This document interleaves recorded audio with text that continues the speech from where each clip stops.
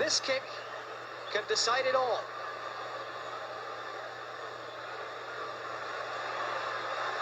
The nation holds its breath. Yes,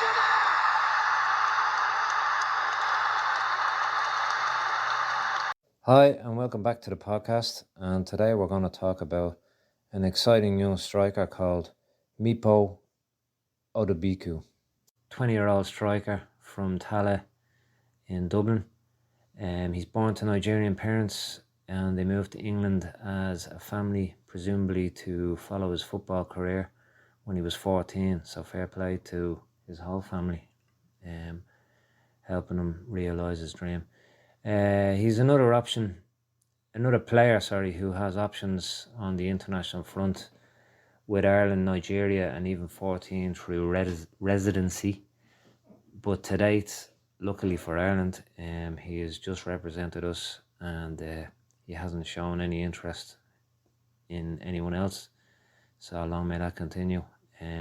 He started off at Crumlin United and then St. Joseph's Boys, and then after moving to Manchester, as said, at 14, representing both massive clubs, City and United.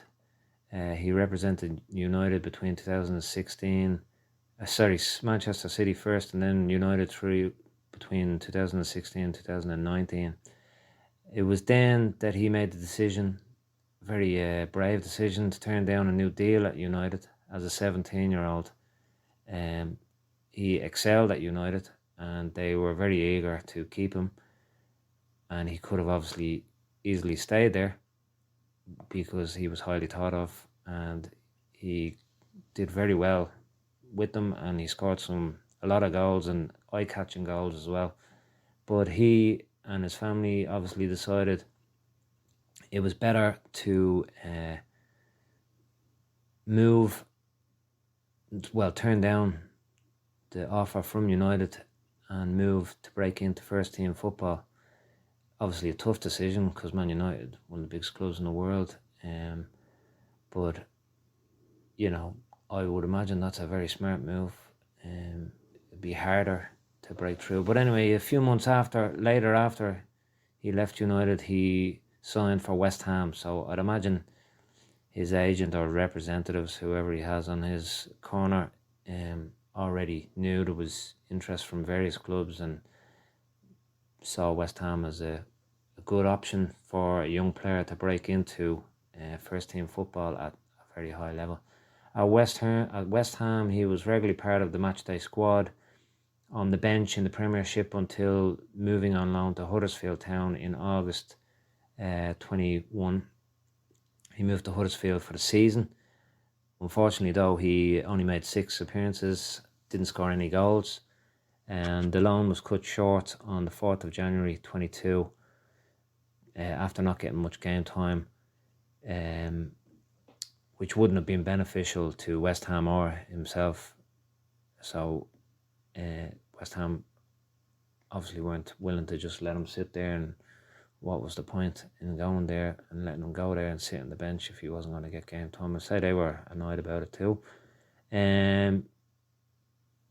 The reason he appeared to be I don't know if he knew this before he moved or transpired during or after he left, but Huddersfield manager obviously had strikers, only played with one striker, and it would appear that he was signed as a backup,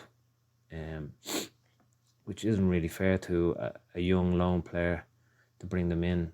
Like, again, he could be sitting on the bench as a backup for the West Ham first team. What's the benefit to him or West Ham having him sitting in the Championship on the bench? So anyway, that loan was cut short. So a few weeks after coming back to West Ham before the end of the window, the January transfer window, on 27th of January, he went back out on loan again to Doncaster Rovers, who were in League One.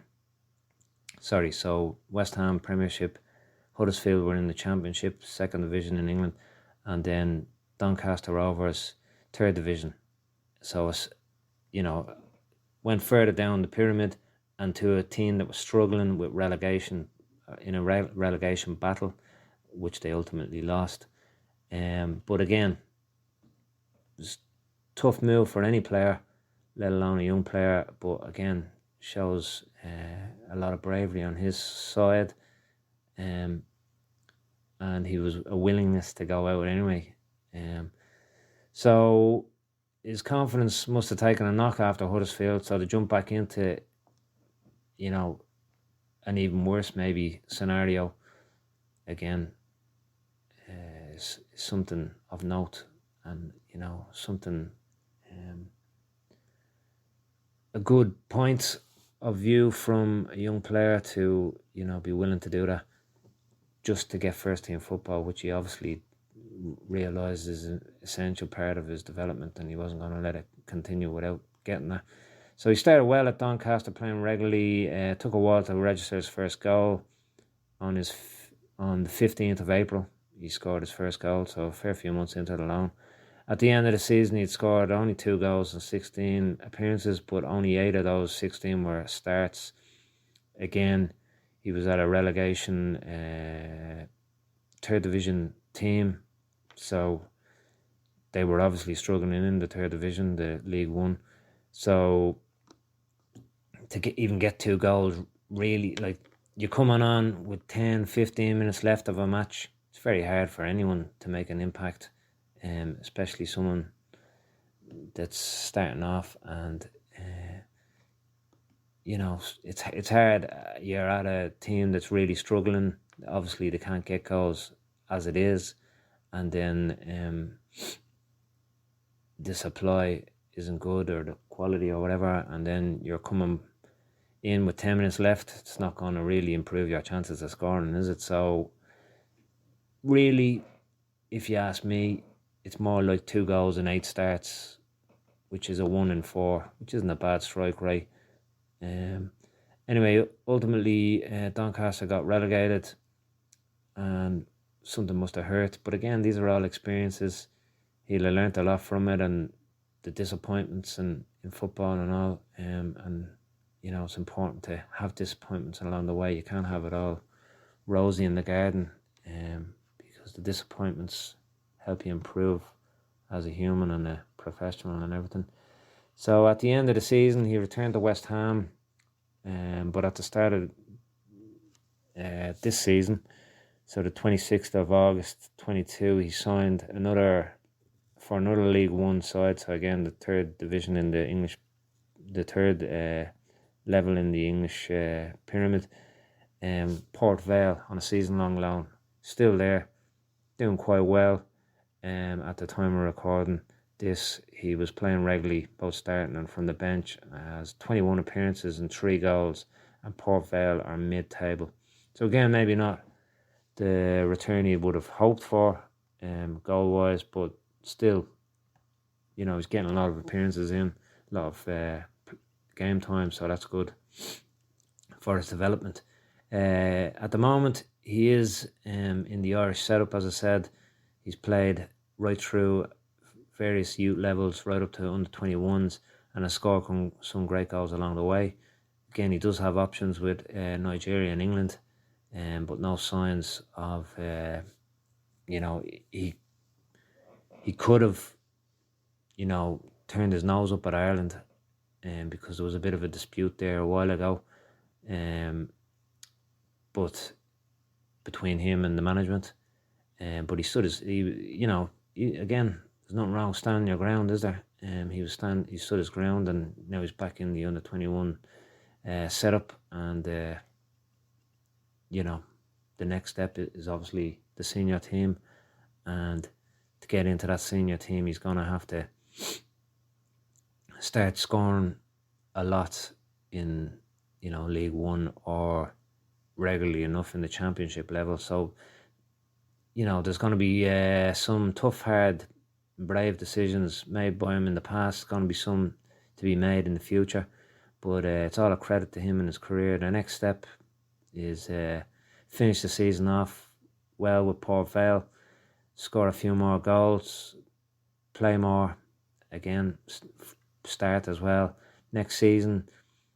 Either break into the West Ham first team from the bench, or even get a loan move to Championship team, and get significant game time either way.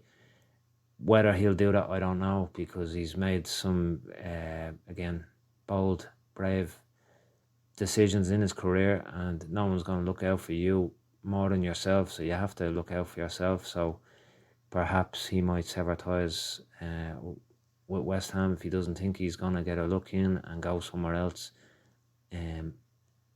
With what's happened in his career so far, I definitely don't think he is going to fade away. I'd say he is going to come good.